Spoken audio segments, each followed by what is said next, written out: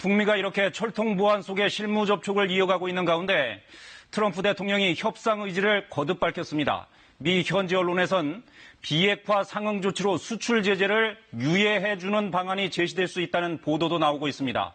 워싱턴 서지영 특파원 연결해서 자세한 내용 알아보겠습니다. 자, 서 특파원, 트럼프 대통령이 북한의 SLBM 발사 가능성에 대한 보고를 받고도 북미 협상을 지속하겠다는 뜻을 밝혔다고요?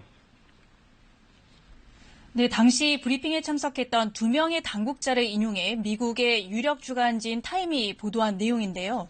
SLBM 발사 가능성을 점검한 자리에서 북한이 세컨드 스트라이크, 그러니까 공격을 받은 뒤 반격이 가능한 핵 능력을 보유하기 위한 수중 미사일을 시험하고 있다, 이렇게 보고를 받은 겁니다.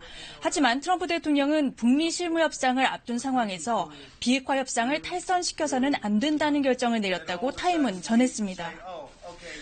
네, 그래서 미국이 구체적인 비핵화 보상안을 마련하고 있다는 보도가 나오고 있는데 대북 제재를 일시적으로 중단하는 방안이 논의되고 있다고요?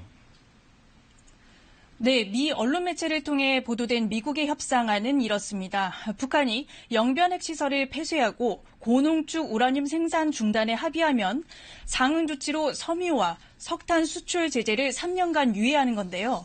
앞서 7월에도 보도됐고 최근 복스 매체를 통해서도 이 협상안은 이미 공개됐습니다.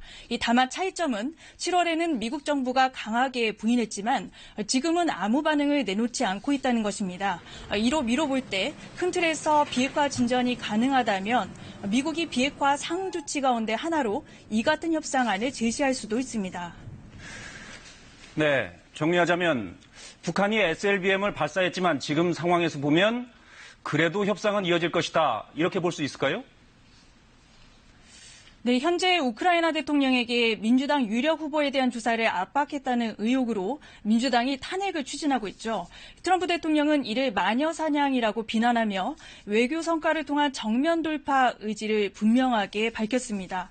트럼프 대통령의 입장에서 볼 때 비핵화 협상의 성과는 정치적 위기를 극복하는 데 일종의 발판이 될 수 있기 때문에 미국이 정한 레드라인, 그러니까 대륙간 탄도미사일 발사나 추가 핵실험을 하지 않는 한 당분간 대화 국면은 이어질 것으로 예상됩니다.